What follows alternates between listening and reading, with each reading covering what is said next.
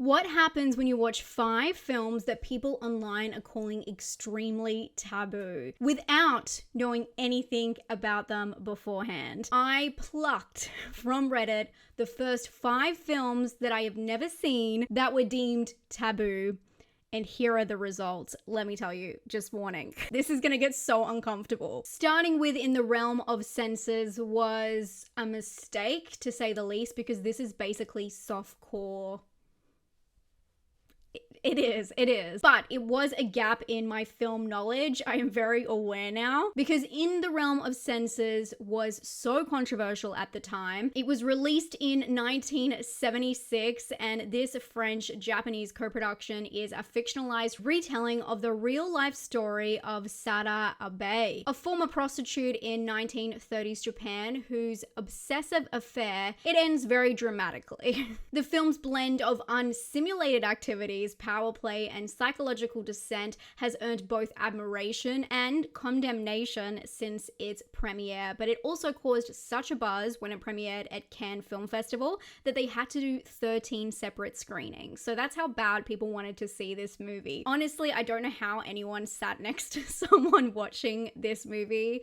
It's 2 hours of straight up softcore. But the film opens with a disturbing scene that is set in a brothel, immediately setting up the tone for the film, and you have to give it to the director. They do not let up this tone throughout. I've never seen anything so consistent. From the outset, there is no relief. Every single scene returns to sex, obsession, and control. It's like a relentless reverse Bechdel test where you cannot find any scene that does not have anything to do with sex. Every conversation, every glance, every gesture revolves around erotic tension or activities. And I'm gonna dumb it down for a second. I know that a lot of people see this film as art, but I saw it as an exercise in putting every single crude opening or leading to of an adult activity, every category you can think of, basically, maybe except for maybe like 1 or 2, is in this film. Domination, humiliation, voyeuristic tendencies, just to name a few. Honestly, that's just the tip of the iceberg, but you get the idea. Every single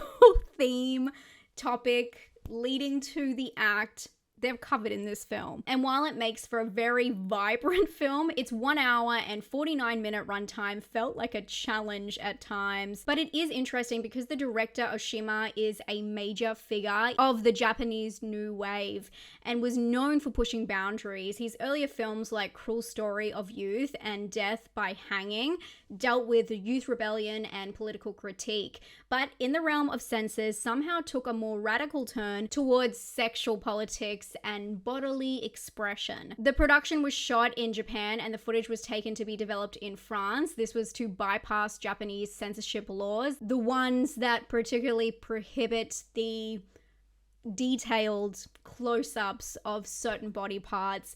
Yes, Japanese cinema does have a tolerance of this kind of adult film. In fact, they're kind of obsessed with it and it leads to some problematic ongoing trends. But this film in particular, the amount that is shown, the detail, the runtime, there was no way they were even going to try and get this passed. So this film was a huge logistical and political challenge, which I guess was the point the director was trying to make. It's a tragic story about 2 people who live in their own world regardless of the outside constraints seen as taboo by the rest of society. But again, this is based on a true story, although this is a very fictionalized version of events. In fact, it is romanticized, because if you look into the real Sada Abe's life story, you can find even more intense and controversial things than are in this film. In this film, she is just reduced to her adult activities, which could be kind of ironic given the meaning of the film. In the Realm of Senses is a brutal and bold depiction of sex in cinema, with every single possible configuration shown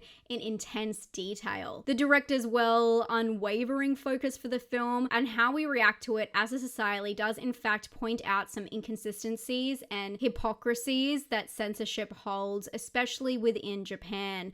But it is still an hour and 48 minutes of pure adult activity.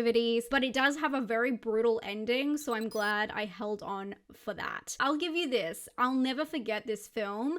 It is definitely taboo, so I'm glad I added it to the list. The challenge is to go in blind.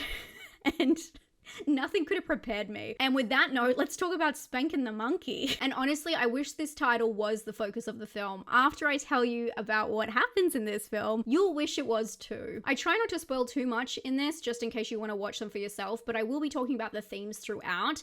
And in this one, there are some light spoilers, but I cannot talk about this film without talking about the elephant in the room. This is one of those films where you keep thinking, are they gonna... No, they're not. Right? That's not what's happening. Oh my god, it's happening. But what's even more disturbing than the theme is the fact that this is labeled as a dark comedy. If you laugh at this, straight to jail. But I did appreciate that at least this film has some strange charm to it, to an extent. The movie follows Ray, a young med student who is forced into coming home for the summer to take care of his mother, who has broken her leg. His dad, a traveling salesman, guilt trips him into being home looking after her while he goes off on a business trip, and now Ray is stuck. No freedom, no future plans, and no idea when he can continue his career. It's just him, his needy mom, and a dog that won't stop staring at him every time he spanks the monkey, or attempts to. But this title is misleading because although it is about sexual repression and feeling isolated and stuck, it quickly turns into a film about the family dynamics and lines blurring. And these lines blur so slowly and then all at once. And I'm talking about the relationship between him and his mother, which becomes a problem, a crime, in fact. Yes, it happens. And you, like Ray, as the watcher, are in denial of what's happening until you cannot ignore it anymore. And again, this film is sold as a dark comedy. It's not dramatic, it's not erotic, it's more of a focus on a complicated relationship. There's no seducing, it's just two desperate people in a unique situation. I know that sounds crazy, but that's how the film puts it. That's how the film frames it, which somehow makes it even worse because it is put into these really well grounded, realistic performances. This film was made with $80,000 of grant money, and it ended up winning the Audience Award at Sundance. And David O. Russell, who directed the film, yes, that David O. Russell, long before he did The Silver Linings Playbook and American Hustle, said that he was inspired by Gus Van Sant and decided to tap into the darker parts of his own psyche. Whatever you say, man. He described the film as not being about family relations, but instead about everyday transgressions, which is why the graphic moments of this film are not the focus. You don't see much, but it's more about the leading in and then the aftermath. So while Spanking the Monkey is definitely one of the strangest coming of age stories I've ever seen, it does something interesting. It challenges us and what we think is taboo. It's definitely taboo. What the heck? But instead of making it about shocking moments, it shows the breakdowns in real time that create situations that are extremely unhealthy. Repression, parental neglect, unspoken resentment, family power dynamics. It's wildly uncomfortable, but it's also extremely daring and so simplistic. I can't say I've ever seen a film this disturbing or with these kind of taboo themes that is so nonchalant and easily digestible. It's kind of freaky. Would I recommend it? I don't know. It was a very interesting ride. It's terrifying going into this blind. And it only gets worse from here, so don't worry. But if you are interested in cinema that crosses the lines, it's not a bad film. It's just not very enjoyable. Let's talk about Kissed though, because this is another one that is based on a true story, and you're never gonna believe what I'm gonna tell ya. Kissed is from 1996, and this film truly blindsided me, but it is very unique. From the poster, I thought this was some kind of dreamy romance, and I was half right, not the good half, because this is technically a love story, but it just happens to be about a woman who is attracted spiritually and sexually to the dead. The film follows Sandra, who from a young age has a strange connection with death. The opening scene shows how disturbing her obsession was as a child, as she rubs a dead animal on her, trying to pick up its essence, just feeling very connected to the other side. And we're not even 2 minutes into the film and you're wondering, where is this going? What kind of lines is she about to cross? The film is structured like a coming of age film where we watch her grow, and eventually she gets a job at a funeral home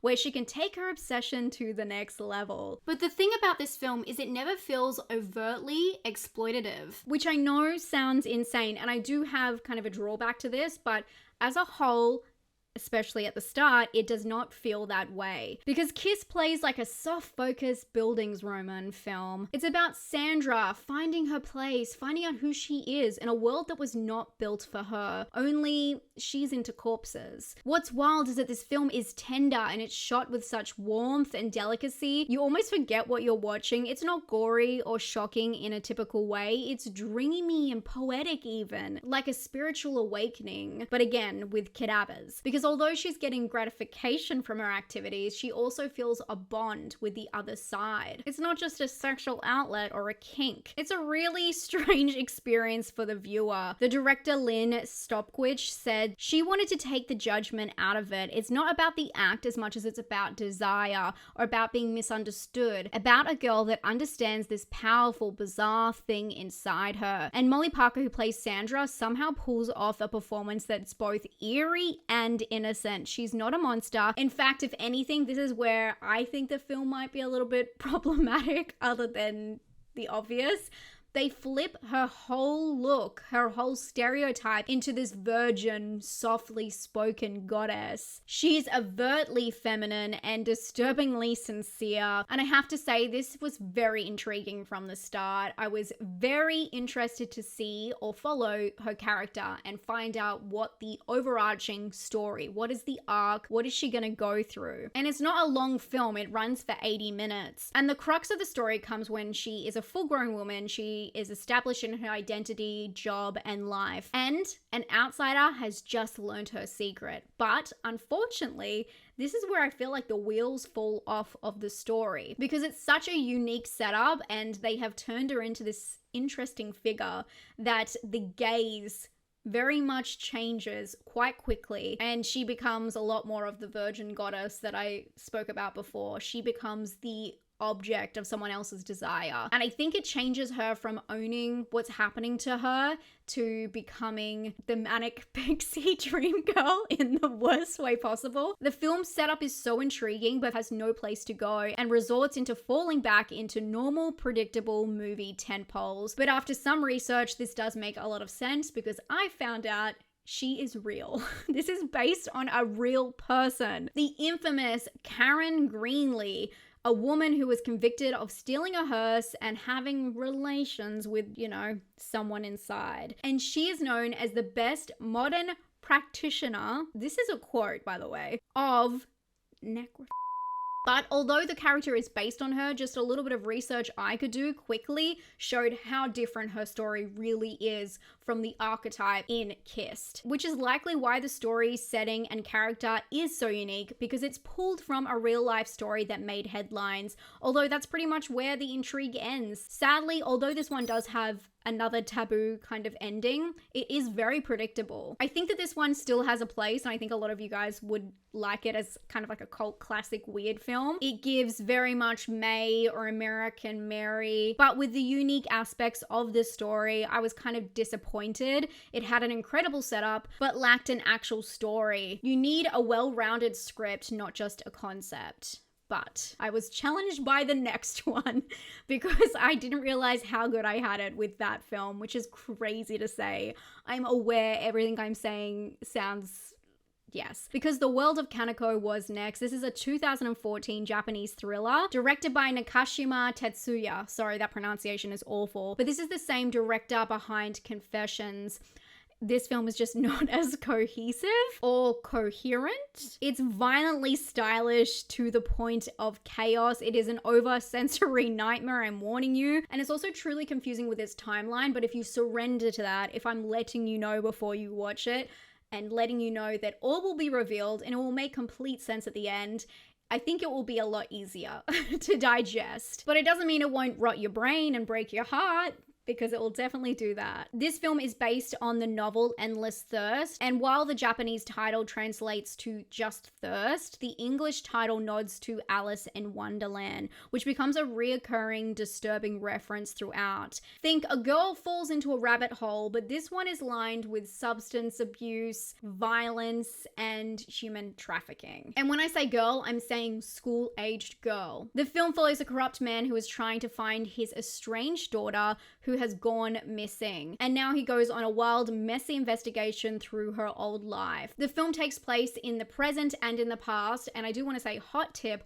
when you're watching this, a bunch of dates will come up as title screens. Do not worry about the dates. I felt like it was very confusing to tell me what day of the year each thing was happening when it was very obvious. But this is no heartwarming reconnection of a father and daughter where both parties meet and can admit their wrongdoings. Instead, we uncover a deeply unsettling world. Within the first 20 minutes of this film, we are thrown into a blender of flashbacks, stylized cuts, fake outs, and erratic music cues. It has elements of drama, romance, anime, and film noir basically shaken up. You get flashbacks, hallucinations, and Christmas joy all within seconds of each other. It's a lot, and although the film slows down slightly as it progresses, the themes get much worse, much more violent, and much more dark. So let's talk about the actual themes, because I feel like this film blends a lot together, and this one does feel exploitative, because it isn't just about substances or underage activities or abuse, it's about human trafficking. And it doesn't handle this theme with any justice or remorse or any thoughtful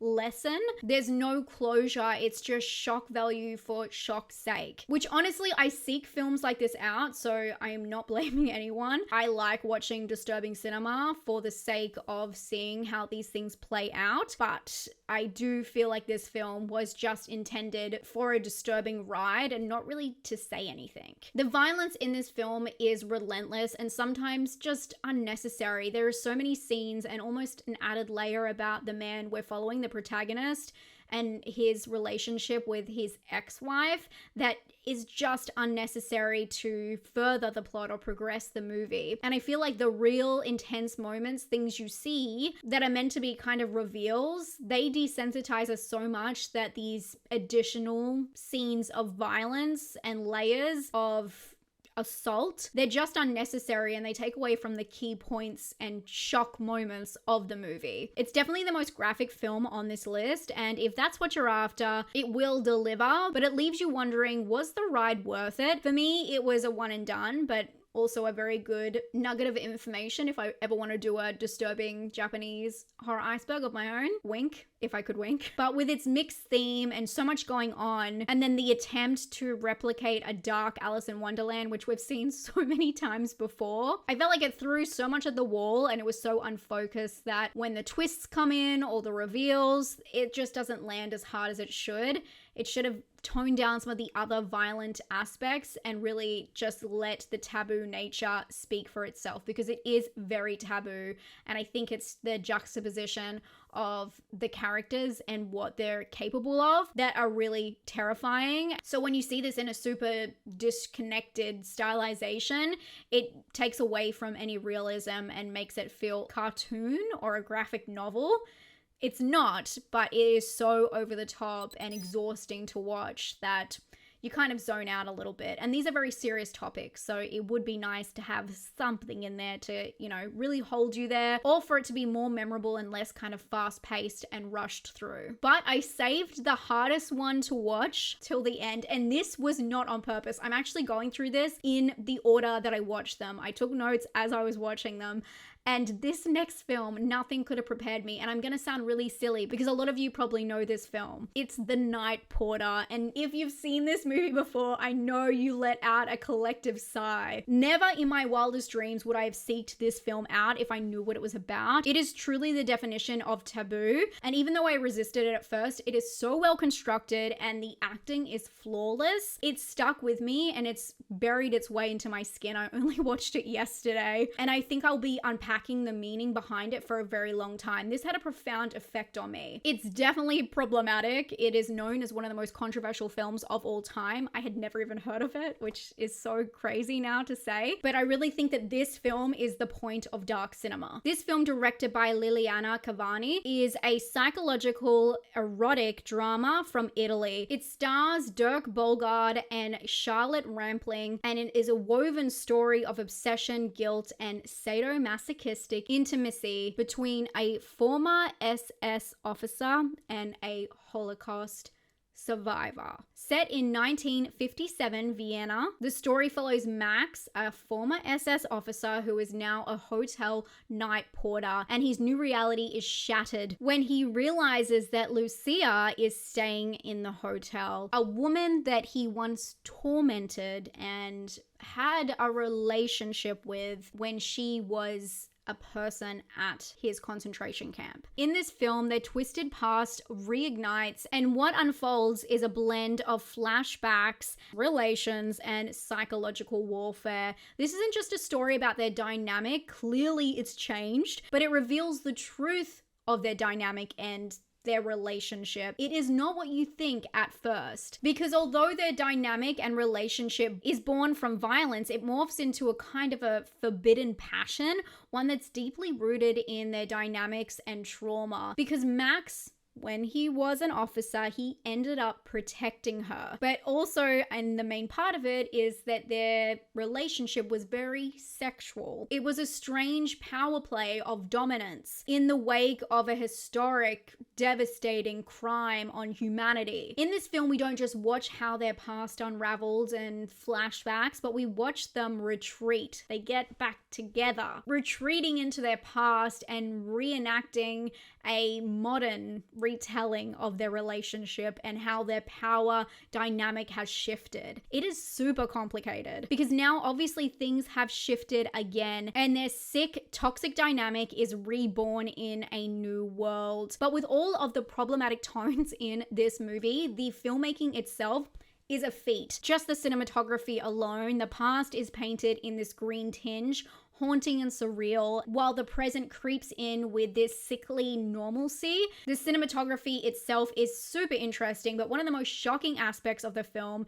is the acting, because it is incredible to see the arc of their characters, the acting, how they pull that off with their acting ability is insane. It's worth seeing for the acting alone if you can stomach it. I wrote down this next quote from the film while I was watching because I think it sums up the movie as best as you can within one line. "We have decided to confront our personal histories without reserve, without fear." And that's exactly what the director is forcing us to do as well. Confront the unspeakable, one of the worst case scenarios possible in history, pushing taboo relationships and kinks beyond any line. There is no line left. They have scrubbed it out. It's not just a film about trauma, it's about what happens when your trauma becomes your identity. But obviously, I do not want to water it down. This is an extremely hard watch, especially there is one scene, I think it's on most of the posters. Lucia, she is dancing for a bunch of officers, half naked,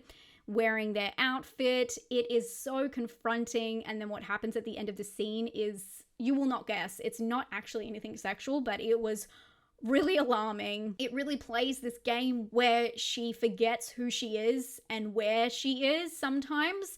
It's haunting. It's one of the films on this list that I felt like didn't say enough. I could have watched this for like 3 hours. It would have been really hard to, but there was so much to say with this dynamic and these characters and this situation. When I started the film, I was genuinely so shocked. And again, I would never have seeked this out if it wasn't for this little challenge I decided to do. But as it went on, I opened up like a wound. I began to see it as a complicated and layered story about guilt, survival, and deviant power. And there's also a lot more going on within their story. It's not even just about them meeting each other again, because their relationship as it is under constant threat, because Max's former comrades are trying to cover up their crimes, and Lucia's mere presence could unravel everything. The tension isn't just between two broken people, but it's about how society buries its darkness and pretends it never happened. The world around them does not condone their union, but for so many disturbing reasons. The Night Porter disturbed me more than most films because of how seamlessly it blends personal perversion with historical horrors. It's one of the most taboo films I've ever seen,